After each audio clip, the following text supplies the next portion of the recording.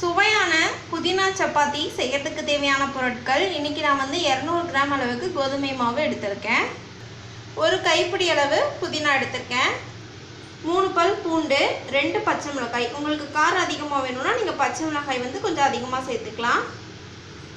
அரை பெரிய வெங்காயம் கொஞ்சம் பொடியாக நறுக்கி வச்சுருக்கேன். இது வந்து ஆப்ஷனல், உங்களுக்கு வேணான்னா நீங்கள் சேர்த்திக்க வேண்டாம்.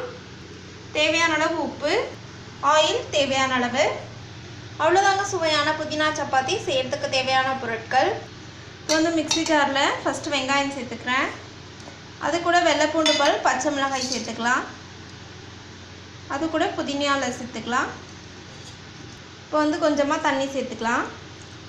இப்போ இதை அரைச்சி நல்லா பேஸ்ட்டாக எடுத்துக்க போகிறேன். பாருங்கள், இந்த அளவுக்கு பேஸ்ட்டாக அரைச்சி எடுத்துக்கணும். இப்போ நம்ம புதினா சப்பாத்தி செய்கிறதுக்கு மிக்சிங் ரெடி பண்ணிடலாம். இப்போ வந்து அதுக்கு ஒரு பேனில் நான் என்ன பண்ணியிருக்கேன் அப்படின்னா கோதுமை மாவு சேர்த்துருக்கேன். அது கூட இப்போ நம்ம வந்து பேஸ்ட்டாக அரைச்சி வச்சுருக்கோம் இல்லையா, அதை வந்து நம்ம இப்போ சேர்த்துட்றேன். இப்போ வந்து உப்பு சேர்த்துக்கலாம். இது வந்து உங்கள் தேவைக்கேற்ப நீங்கள் சேர்த்துக்கோங்க. இப்போ ஃபஸ்ட்டு எல்லாத்தையுமே நல்லா இந்த மாதிரி மிக்ஸ் பண்ணிக்கலாம்.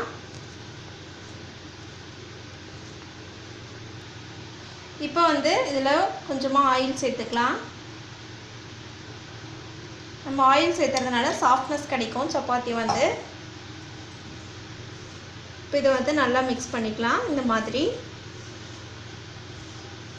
நீங்கள் ஆயிலுக்கு பதிலாக நெய் சேர்த்துறதுனாலும் நெய் சேர்த்துக்கலாம். இப்போ வந்து கொஞ்சம் கொஞ்சமாக தண்ணி சேர்த்துக்கிறேன். அந்த தண்ணி வந்து பார்த்திங்கன்னா நான் வந்து பேஸ்ட் அரைச்சேன் இல்லையா, அந்த ஜாரில் அலசி அந்த தண்ணி எடுத்துருக்கேன். அதவே நான் வந்து சப்பாத்தி வந்து பிசையறதுக்கும் எடுத்துக்கிறேன். இந்த மாதிரி கொஞ்சம் கொஞ்சமாக தண்ணி சேர்த்தி நல்லா சப்பாத்தி மாவு பதத்துக்கு கரெக்டாக பிசைஞ்சு கொண்டு வரணும். பாருங்கள், கரெக்டாக வந்து சப்பாத்தி மாவு பதத்துக்கு நல்லா வந்துட்டு இந்த மாதிரி பிசைஞ்சு விட்டாச்சு.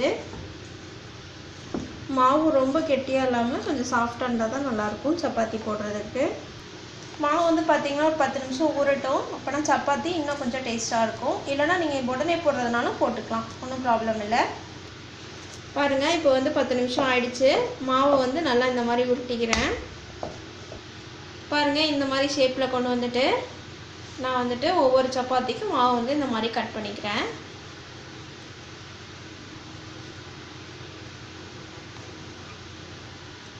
இப்போ வந்து ஒவ்வொன்றையும் உருண்டையாக வந்து இந்த மாதிரி பிடிச்சி வச்சுக்கலாம். பாருங்கள், இந்த அளவுக்கு உருண்டை பிடிச்சிருக்கேன். பெருசாக உருண்டை பிடிச்சிருக்கிறது பார்த்தீங்கன்னா மடக்கு சப்பாத்தி செய்ய போகிறேன். அது கொஞ்சம் டிஃப்ரெண்ட்டாக இருக்கும், அதனால நான் வந்து பெருசாக பிடிச்சிருக்கேன். இப்போ வந்து நம்ம புதினா சப்பாத்திக்கு தேய்ச்சிடலாம். இப்போ வந்து நான் மடக்கு சப்பாத்திக்கு இப்போ நான் தேய்க்க போகிறேன். இப்போ வந்து நம்ம நார்மலாக எப்பயுமே சப்பாத்திக்கு தேய்க்கிற மாதிரி நல்லா கொஞ்சம் அகலமாகவே தேய்ச்சிக்கலாம்.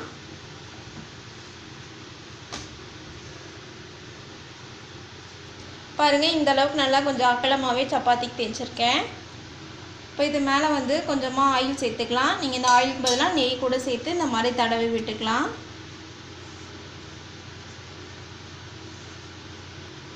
இப்போ வந்து நம்ம என்ன பண்ணிக்கலாம் அப்படின்னா சப்பாத்தியை இந்த மாதிரி மடக்கிக்கலாம். மடக்கிட்டு இது மேலே கொஞ்சமாக ஆயில் ஸ்ப்ரெட் பண்ணிக்கலாம்.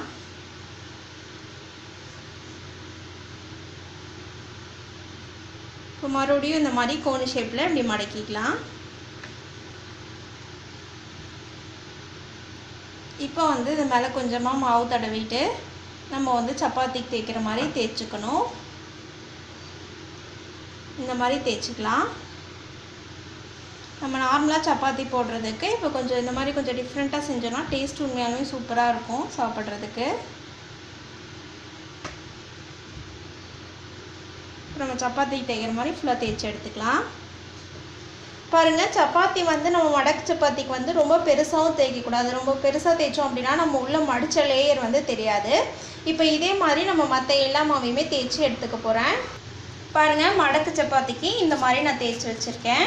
இப்போ இதை வந்து நம்ம தோசைக்கல்லில் போட்டு எடுத்துடலாம். இப்போ வந்து சப்பாத்தி செய்கிறதுக்கு தோசைக்கல் நல்லா சூடாகிடுச்சு. இப்போ வந்து இதில் ஆயில் தடவிக்கலாம்.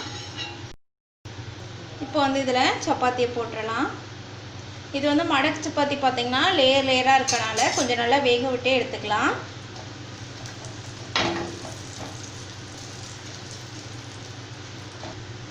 இப்போ வந்து இந்த மாதிரி சப்பாத்தி திருப்பி போட்டு 2 சைடுமே வேக வச்சுக்கலாம். பாருங்கள் கலரே சூப்பராக வந்திருக்கு. இது வந்து பார்த்திங்கன்னா உடம்புக்கு ரொம்ப நல்லது. புதினாவில் வந்து நிறைய மருத்துவ பயன்கள் இருக்குது. வாரத்தில் ஒரு டைமாவது நம்ம வந்து புதினா சேர்த்துக்கிறது ரொம்ப நல்லது. ஒரு சிலருக்கு பார்த்திங்கன்னா புதினா பிடிக்காமல் இருக்கும். அவங்களுக்குலாம் இந்த மாதிரி சப்பாத்தி கூட, அதே மாதிரி நாங்கள் எங்கள் சேனலில் புதினா தோசை போட்டிருக்கோம். அந்த ரெசிபி ட்ரை பண்ணி பாருங்கள். அது டேஸ்ட்டு செமையாக இருக்கும். நம்ம புதினா வந்து சேர்க்கவே தெரியாது, ஆனால் அந்தளவுக்கு டேஸ்ட்டாக இருக்கும். சப்பாத்தி வந்து 2 சைடு நல்லா வேகட்டும். இப்போ இதில் வந்து கொஞ்சமாக ஆயில் சேர்த்துக்கலாம். பாருங்கள் சப்பாத்தி வந்து 2 சைடும் நல்லா வெந்துடுச்சு. இப்போ நம்ம பிளேட்டில் மாற்றிடலாம். இதே மாதிரி நம்ம மற்ற சப்பாத்தியும் போட்டுட்டு சர்வ் பண்ணிடலாம். அவ்வளோதாங்க, சுவையான புதினா சப்பாத்தி சூப்பராக ரெடி ஆகிடுச்சு. இந்த ரெசிபியை உங்கள் வீட்டு கிச்சன்லேயும் மறக்காமல் ட்ரை பண்ணி பாருங்கள். ட்ரை பண்ணி பார்த்துட்டு பிடிச்சிருந்தா எங்கள் தமிழ் வில்லேஜ் குக்கிங் சேனலை லைக் பண்ணுங்கள், கமெண்ட் பண்ணுங்கள், சப்ஸ்கிரைப் பண்ணுங்கள். அப்படியே கூட இருக்கக்கூடிய பெல் ஐக்கானையும் ப்ரெஸ் பண்ணிடுங்க. அப்போ தான் நாங்கள் போடுற வீடியோஸ் உங்களுக்கு உடனுக்குடனே வந்து சேரும். இந்த வீடியோ உங்களுக்கு பிடிச்சிருந்தா ஷேர் பண்ணுங்கள். தேங்க்யூ.